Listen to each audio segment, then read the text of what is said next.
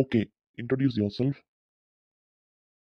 ஐயோ நமக்கு வேற இங்கிலீஷ் வராது, சார் வேற இன்ட்ரடியூஸ் பண்ண சொல்றாரு. சரி எடுத்து விடுவோம்.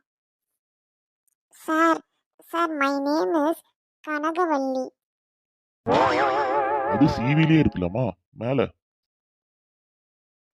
சார் நான் டான்ஸ் லிட்டில் பிரின்சஸ் சார்.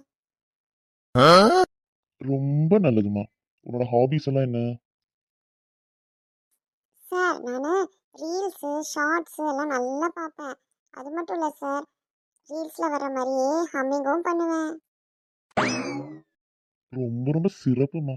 நீ ஒரு இன்ஜினியர் ஞாபகம் இருக்கா? அதை பத்தி கொஞ்சம் சொல்லு.